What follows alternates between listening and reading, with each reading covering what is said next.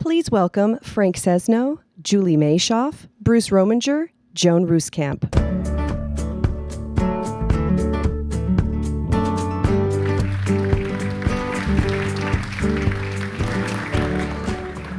Well, good morning, everybody.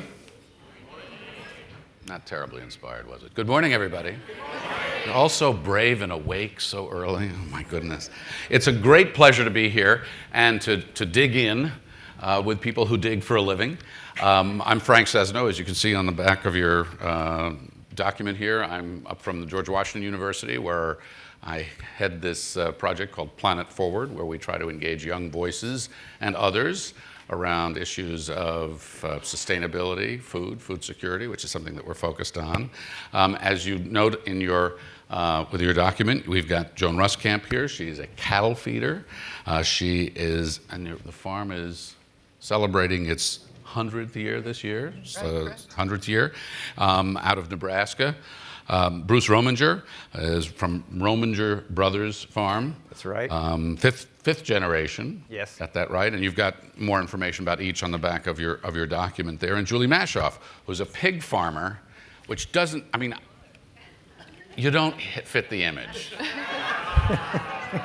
Thank you. How many pigs? More than they have here.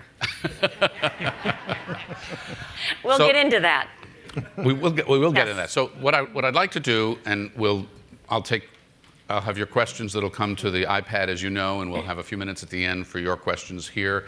We want to engage the discussion about what you're doing, how you view sustainability, what that means to each of your operations, the notion of big agriculture. The gauntlet has been thrown down. I want to engage that one directly. But let's start with a little conversation about each of your operations. So tell us a little bit more about what you do and what's happening on your spread. Okay, good morning. I'm Joan. I'm married to my husband, Steve, and we farm in northeast Nebraska. We bought our farm in 1981 from Steve's uncle. And as Frank mentioned, it's this year been in our family, the Ruskamp family, for 100 years. What are you doing, something special to celebrate the centennial? We received an award at a county fair. What was the award? It's a plaque. Okay. And on the farm, you're doing what? Yeah, so we feed cattle and we grow crops. And when we started farming, though, it was the mid-'80s and there was a farm crisis going on, and it was really tough. We had to really make a good business plan that would work for our farm to survive. And so the way we did that was we utilized structures put into place by Steve's grandfather and his uncles to feed cattle. So what we do, we buy calves from places like Kentucky, Tennessee, Missouri. There's a lot of small farmers that have a lot of grass and hills. They feed cows that raise a calf every year. So we buy that calf and we bring it to our farm. And then we can feed it corn, hay, an ethanol byproduct, and we can finish that animal out, providing a great protein food source, a lot of other byproducts, and then another byproduct that comes right to us is the manure, goes back into the soil to produce the crops the following year. So we have a continuous circle of how we're utilizing the resources. You're feeding how many head now? On average, about 3,000 head. Okay. Bruce, tell us about your operation. I'm in the Sacramento Valley, Northern California, and it's a diversified row crop operation. I usually have around 10 crops. Processing tomatoes is our major crop, but we also have rice, we have wheat, corn, alfalfa, sunflowers, safflower. We grow some seed crops. Right now we're contracting to produce some onion seed. We also have some wine grapes, and then we run some sheep. And we do a lot of different things trying to move our farm forward. So we have things like underground buried drip irrigation. We do cover crops. We have many miles of hedgerows where we plant native perennials and shrubs to attract beneficial insects, increase biodiversity, native pollinators. So we're trying to move our ranch in that direction, make it sustainable. And yet it's about 5,000 acres of row crops. We have about 3,000 acres of rangeland. So the big question is sustainable, scalable, absolutely. And we'll talk about that. How hard are you being hit by the drought? We had to fallow about 25% of our irrigated land. In other words, no crop at all this past season. And if we don't get a lot of rain this year in California, we'll fallow even more ground. So we used to use probably 90% surface water. This year we had to use all well water. We can do that again next year, but we won't have as much. Julie, pigs. I'm just making bacon. This is kind of exciting for me to meet so many of you, because what's interesting is I probably, between my parents and my kids and my brothers and sisters, we are the big ag that you were taught to hate. And so I'm really excited to give you a chance to see my side of the world and my side of our family business. So what is Big Ag? Just describe your Big Ag operation. My Big Ag is a 5th-generation farm family living right next door to my mother-in-law and right across the road from Grandma and Grandpa. And of all the challenges you confront, those are the biggest. I planted some hedgerows too. Anyway. That line of sight, man, I'll tell you. Anyway, and nobody but knocks, no, you say, right? It is still very much a family business. But we've been able to work with a lot more family businesses. When I married in 1985, it was your typical Southern Illinois farm with 300 sows, 800 acres of corn, wheat, and beans in a rotation. And we decided that instead of investing in more ground, we would invest in animal agriculture. And it worked until we really didn't, you can only raise so many animals on a farm, as you know, even though we brought them inside to conserve soil, conserve water, and reduce our carbon footprint. But eventually we realized we can work with other family farmers, work with them to raise hogs. They bring their next generation back to the farm. And we almost copied the Dairy Queen franchise with bacon. So today we work with more than 500 other family farm operations in 9 different states. And we raise a little over 4 million pigs a year together. Now, what does that mean when you say you work with them? Do you own them? Do they sell their? Do you own all those pigs yourself? We do. Your family? We own the pigs. Those other families don't own the pigs. No, they own their building. They own their land. They own their land, absolutely. And they actually come to us. We really don't do a lot of advertising, but they're going to come to us because maybe they've got 2,000 acres of corn. And if they raise 2,000 pigs, they've just reduced their fertilizer bill by $40,000. So they're using livestock, again, as Joan said, as a sustainable cycle, because they're raising corn, wheat, beans, alfalfa, various crops. In Oklahoma, there's more vegetables being grown. So you're Big Ag. You're incorporated. Yes, I grew up on a corporate farm. My grandparents had a corporate farm before it was bad. We'll come back to all of that. I want to ask each of you, and I do want to engage these issues head on. When we talk about sustainable agriculture, are we saying the same thing? I want to ask what you each mean. I was just doing something a couple of weeks ago in Europe and talking to corn and soybean farmers from around the world. And let me tell you what, when they talk about sustainable agriculture, they're not talking about the same things one to the other, and they're often not talking about the same thing that we're talking about here in this country. For them, sustainable agriculture means making a profit, staying in business, period. When you talk about sustainable, first define it, and then let's come back and talk about what you're doing about it. What do you mean when you talk about sustainable agriculture? But the economics is a piece of that.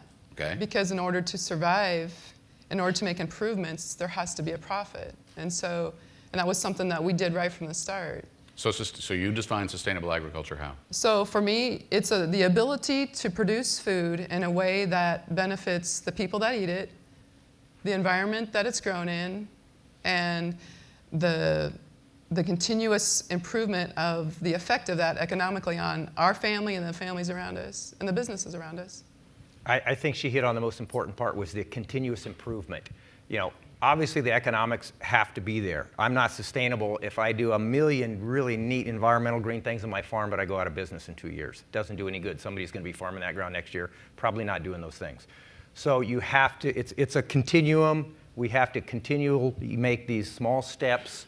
There is no sustainable farm on this planet at this point. We're all using things that are probably not sustainable. But I get audited by different companies that I sell products to, and they're called sustainability audits. And they don't have something, you have to do this, you have to do this, you have to do this. What they want to see is improvement. They want to see over time. So what are they looking at? Well, they're looking at everything. They're looking at my employee records. They're looking at how I store my fuel, obviously the fertilizer, my water budget, how much diesel I'm using. It's just, it takes all day. We go through everything, the farm records, we tour the whole farm. These are third-party audits hired by people like Walmart, Cisco Systems, because of the processing tomato business, their end products are going to these places.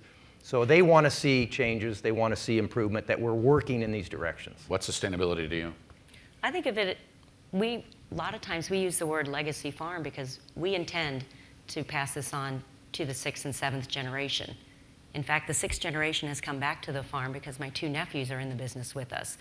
But sustainability is something we think about on a global level, but we have to execute locally. So we have to do the most with what we have right now. We have to make sure we're doing it in a way that improves the chances for better production in the future. Again, that continuous improvement mentioned, but we have to do it in a way that allows us to continue to invest in our business, and we can only do that if we're profitable. Could I ask each of you to give us a real example of what you're doing on the ground, and maybe something that's relatively new that fits this and our notion of sustainability? Julie, why don't you start? We do so many things, but it goes back to I mean, 4 million pigs gives me an idea of one place where you'd be starting. Well, obviously, water resources are huge. The simplest things, obviously, we need to walk those pens several times a day to make sure that every drip of water is being captured either by the animals or in the cups under the water cycles or water nozzles, because we want to recycle that. Then we capture the manure because we're going to recycle that as fertilizer. We're capturing every bit of rainwater we can, so that goes into our holding ponds, so we can use it to flush barns, so we can use it for irrigation. We spend more on guttering for our barns than we do on virtually anything else because capturing water is so important. What have you done about, for example, runoff with respect to manure? Well, the great thing about with our system using what we call a deep pit barn system is we use concrete pits under the barns to capture that manure, so we don't have to worry about runoff. And then when we apply the manure to the farm fields, we use a direct injection system. It's like long hoses with knives that come in. They place that manure directly by the plant roots in a predefined rate that matches what that growing crop needs for nitrogen, phosphorus, and potassium. So the other advantage of having a farm our size is we have some very good agronomists that work with us to calculate all this out. And you're putting that technology in there too to do Yes. that, obviously. That's not something you're doing in a random way. No, it is very site-specific. Bruce, you were talking to me over coffee this morning about some of the additional things the state of California is requiring you to do in this sustainability list. Why don't you talk about some of that and some of the things you think are significant? The recent thing that the state of California is doing is on water quality and runoff off farms. And we've had a requirement recently, it started about 5 years ago, where we pay a fee per acre and they just fund a testing service where they test a lot of the drain waters in the creeks and the rivers and things like that. Now they're going a step further. Every one of our fields has to be entered into a new database, and now they're requesting that we enter all of our future cropping plans for next season, 2015, all of our cropping plans, and we have 80 to 90 fields every year, and then we have to put in fertility program, what we're going to fertilize with, all our pesticide applications, and these are things we don't even know yet. We don't even have our crop rotation yet. So this is... So how do you enter that data if you don't even know? Well, we're going to enter something, and then we're going to find out, we're learning this process. This is new software. There's a lot of bugs in it. But anyway, it's a real burden as far as the workload we have in our office now. And so that's an added expense for us, and there's also obviously going to be added fees that go on top of that. So this is a situation where I think the state is getting a little bit ahead of themselves, asking for a lot of information they don't know what to do with.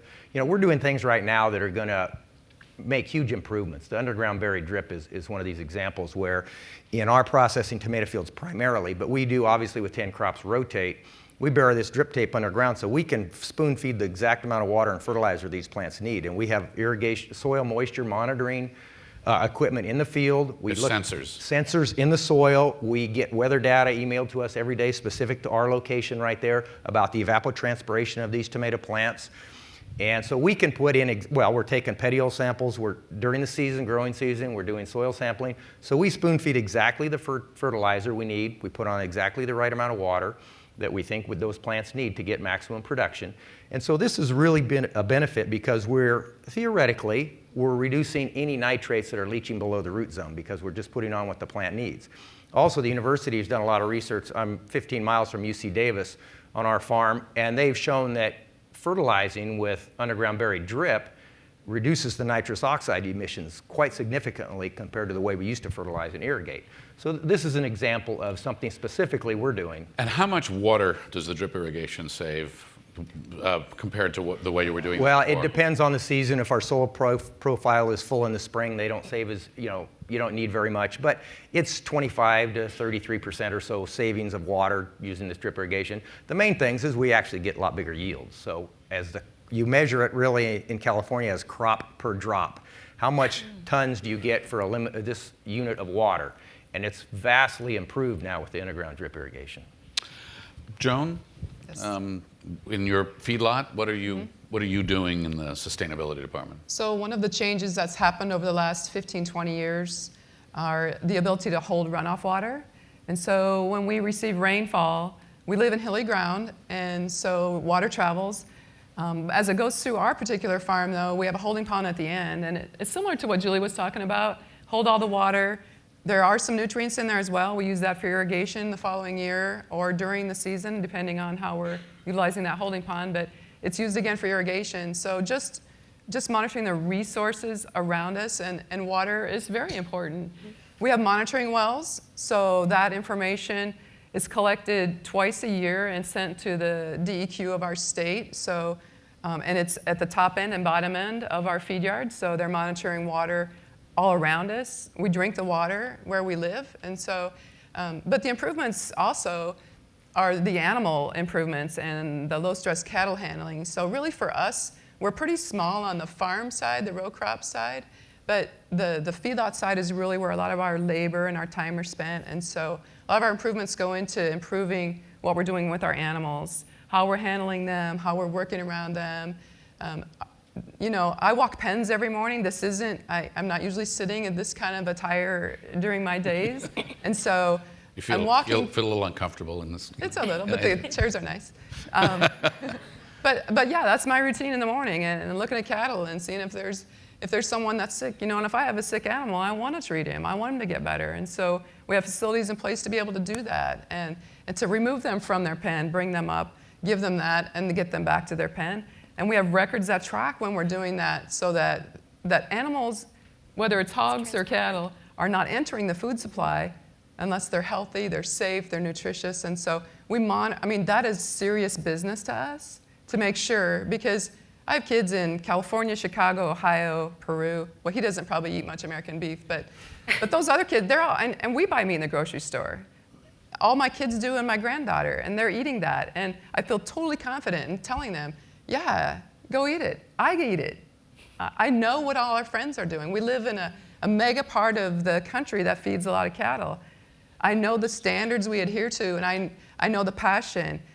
I'm a voice for my farm. And my farm's unique to me. Julie's farm's unique to them. Bruce's farm is unique to him. We have unique qualities about our farms, but in common, we want to feed you. We don't want hungry kids either. That's a passion for us too, and we will get better. We want to be part of the conversation you all are having about this. Please let us be involved in your conversation about food for tomorrow, how we can do it better, how we can be healthier for it. Seriously, we want to be part of it.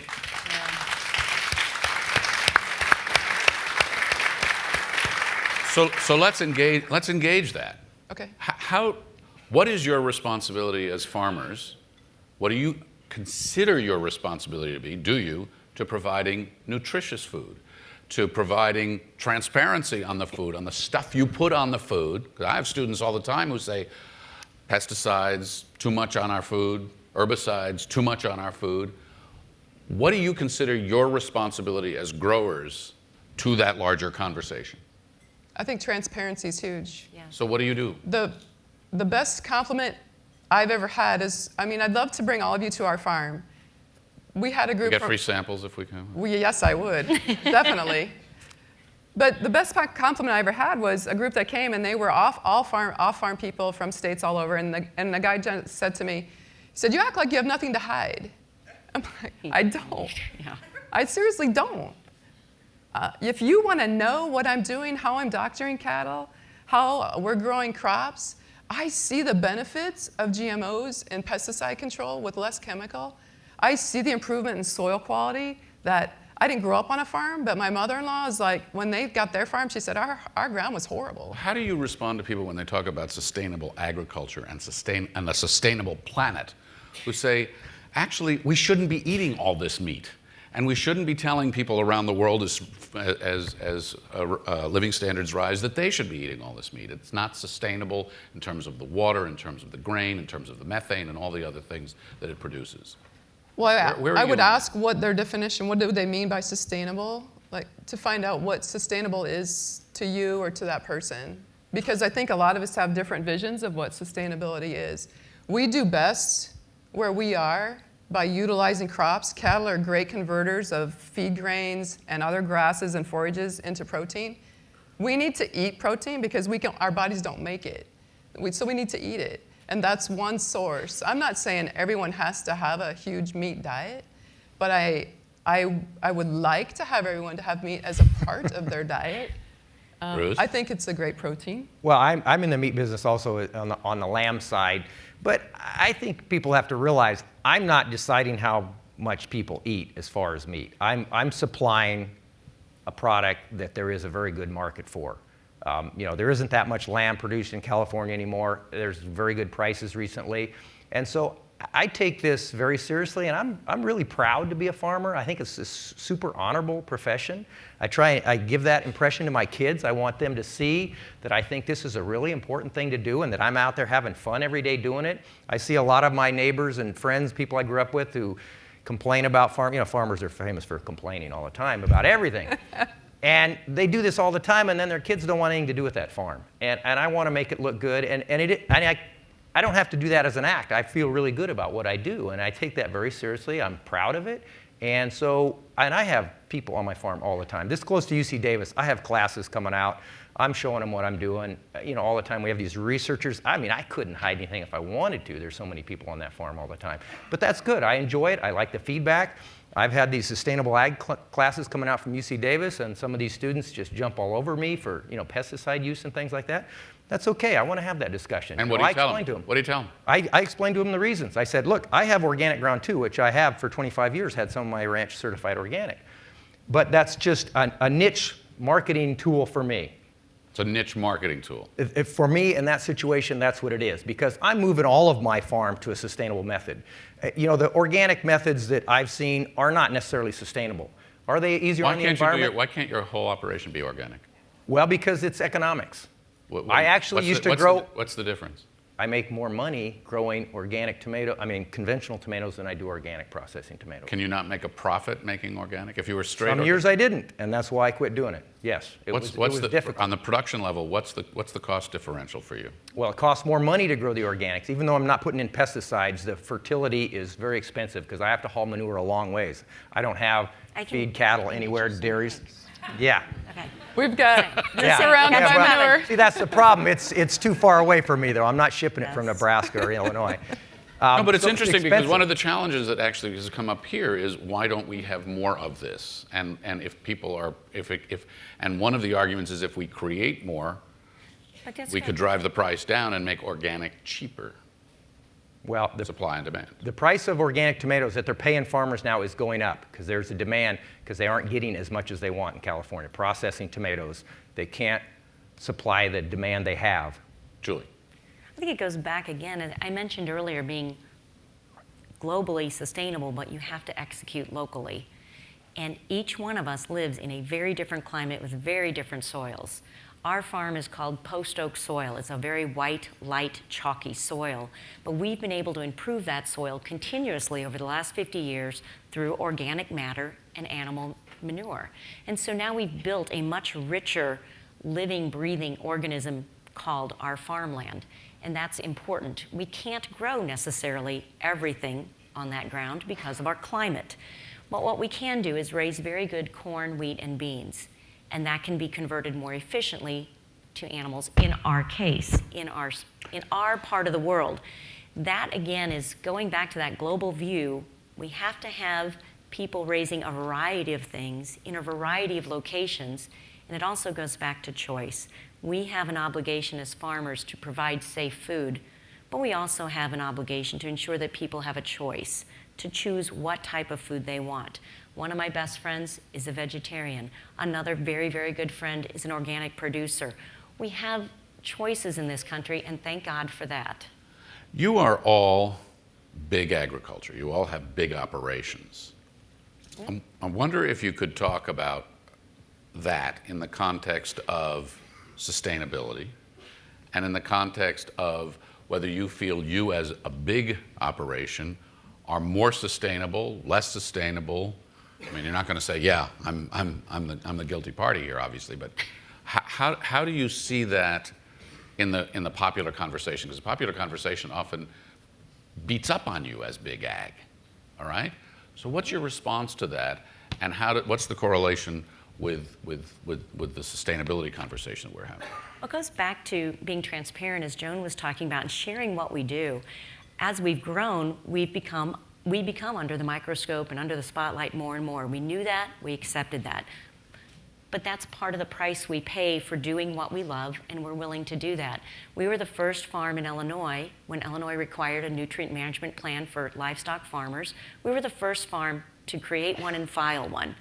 And at that time, I became known, because of those 4 children before cable, I became known as the manure mama in Illinois, because I was going to all these meetings, and I learned how to do nutrient management plans, and we held workshops, and I helped other farmers understand that they had the tools, they had the records, they knew what their crops were, what crops they were going to do, they knew what their soil records said they were capable of.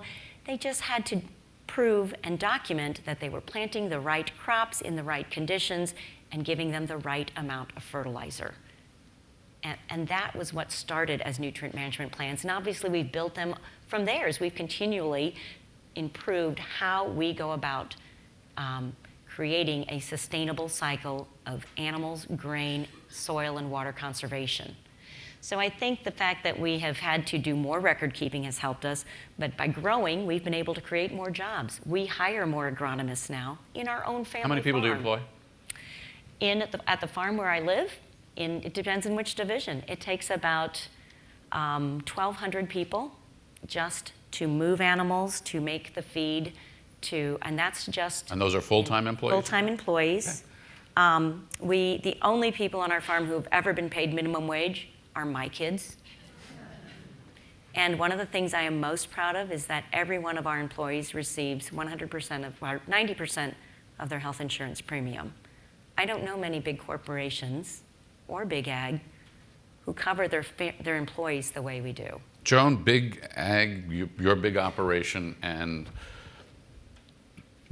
your sustainable footprint? I guess my focus would be more on people and the people we need to be sustainable, because we have trouble finding people who want to work in the farming business. We don't have any children coming back, so that's a huge issue for us. Who will continue our farm?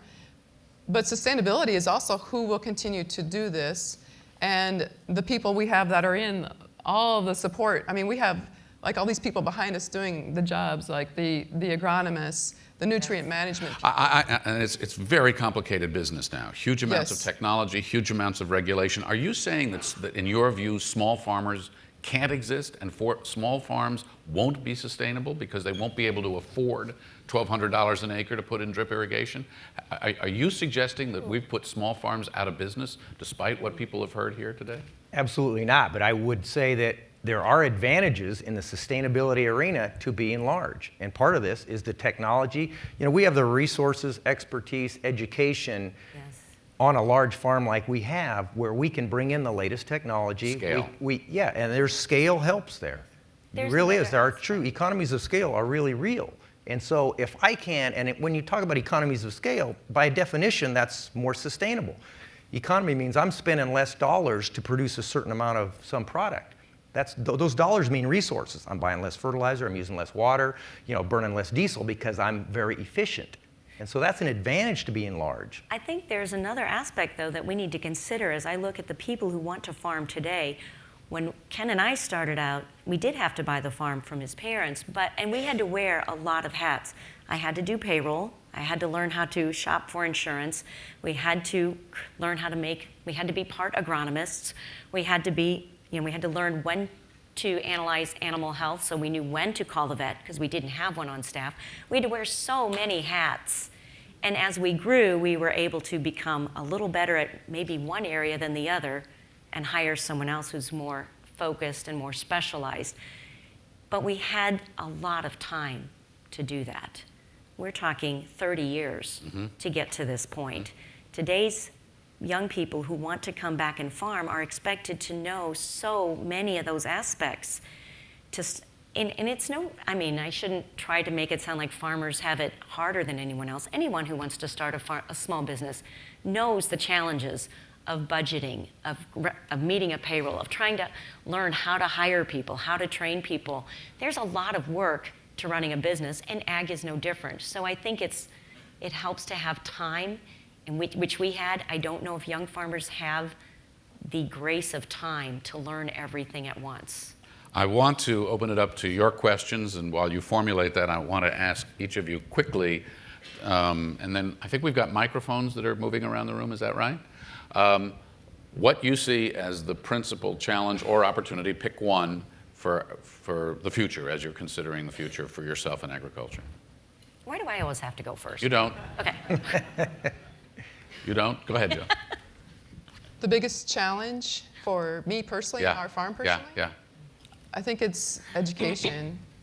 It's educating those who are not right in the middle of what we're doing to see the benefits of how we're doing and what we're doing. So the rotation of crop, we have a lot of tools that we utilize to produce crops and to feed cattle. And so the ongoing improvement of that and educating people about Educating the general public or educating people who are working with you? The general public. Okay. Because we haven't been able to do that very well. Bruce? My biggest challenge personally where we are is just seeing this farm continue into the future. One thing I didn't mention is about 80% of our irrigated land that we farm, over 4,000 acres, is rented land. We have multiple different landowners we rent from. So I'm in competition constantly. These leases are usually only 3 to 5 years to keep those leases, to keep that landowner happy. So I have to pay very competitive rents. I have to almost rebid that every few years. And so my job is to try and keep all this together. And it's super competitive where I am as far as ground. There's very high value nut crops, and they're coming in and trying to grab land from us. And we're losing leases because of that right now. Interesting. Julie? Our biggest challenge, I think, is continuing to focus on the research we need to do to make sure we have the right kind of farm in the future. We meaning you and your family, or we meaning? Meaning us as our family, because what we do the research first before we ask anyone else in any of our production partners to implement anything. And we want to make sure that we have the kind of farm that our children want to take over and run. We're not operating the farm the way Ken's parents did. We're not operating it the way we did 10 years ago. So I know it's going to be different. But I also know we need access to the tools that our best and brightest minds can give us. All right, speaking of best and brightest minds, let's turn to the floor and see who's got a question. I see a hand in the back.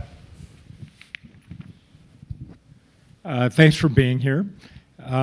My question pertains to the use of antibiotics and hormones in meat production. Increasingly, the public health community says that the use of 80% of the antibiotics in America for animal production is causing resistance, and people are dying. And many large-scale operations are using them.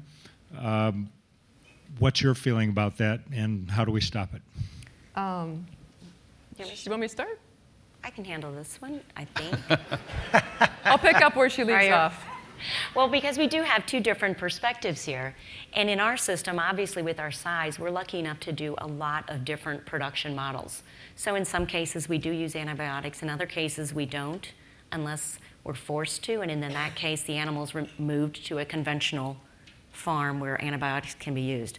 We employ over a dozen veterinarians now, and all of our antibiotics must be administered under the guidance of a veterinarian with a veterinarian feed directive order or a veterinarian prescription. Now our veterinarians need a secretary to keep track of everything. We use no hormones in pork production. We never have. I don't know why that tends to continue, that myth continues, but we don't. You have some, you say, that receive antibiotics and some that don't? Some farms are set up to be antibiotic free because of a contract with a particular market. Why aren't they all antibiotic free?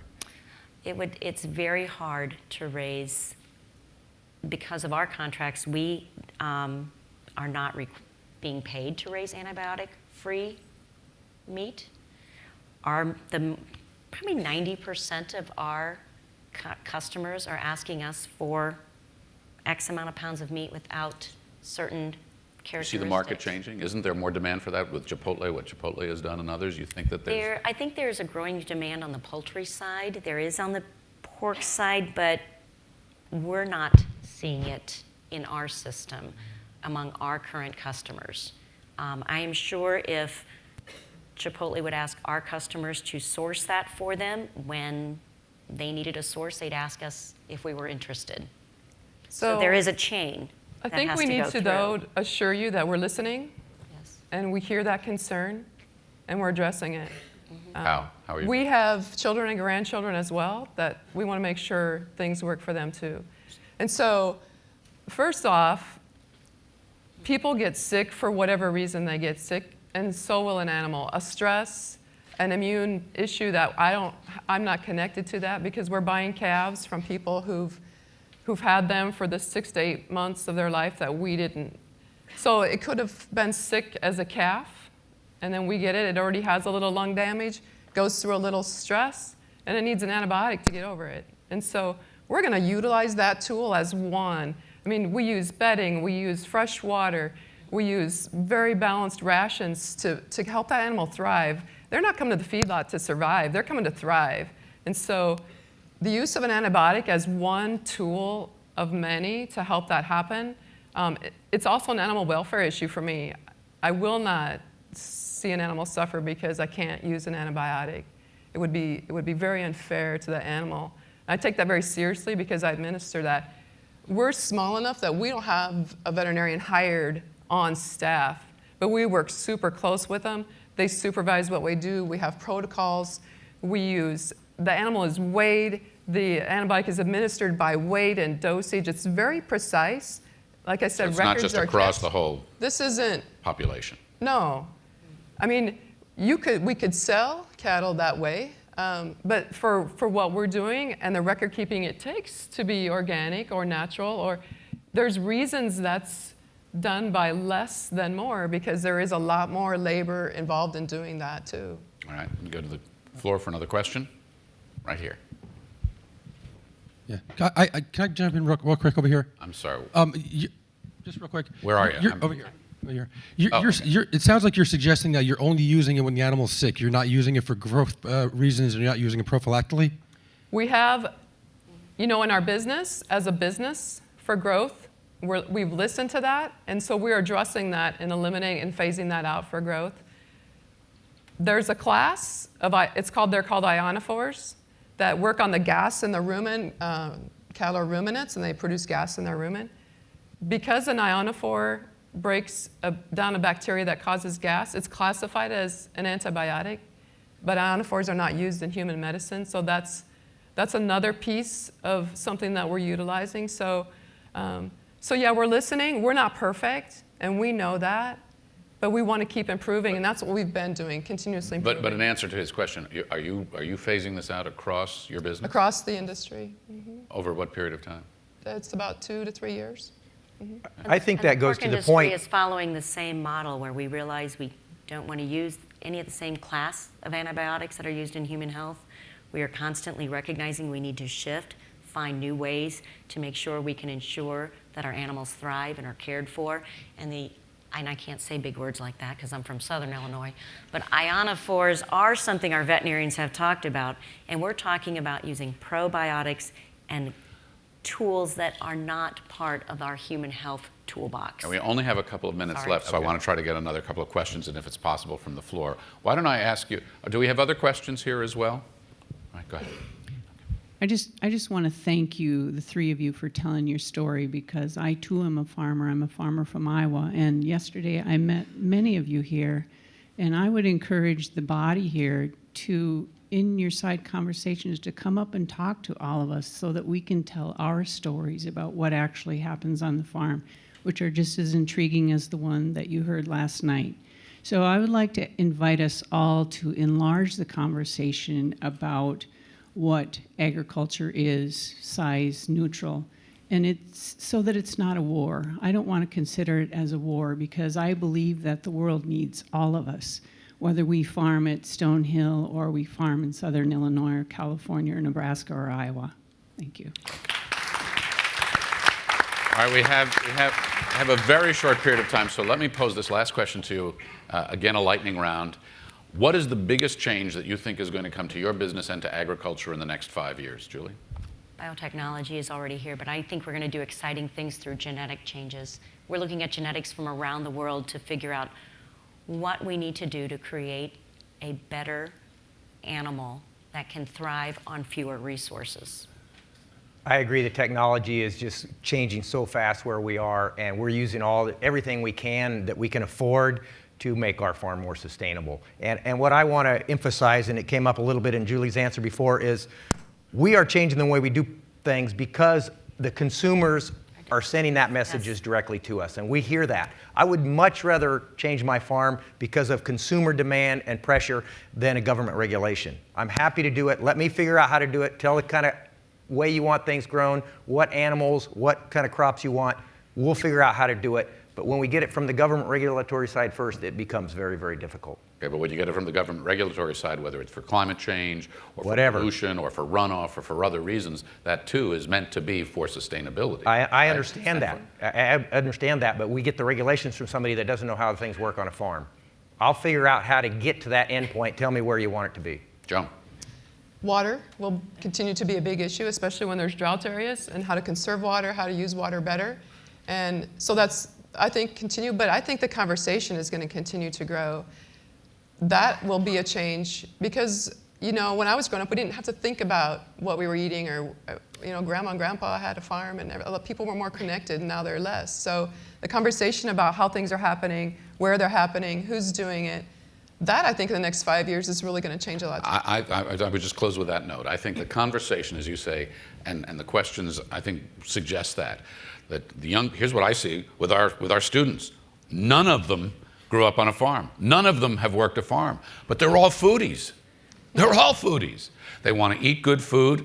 They want to eat cheap food. They want to eat organic food. They want to know what's in their food.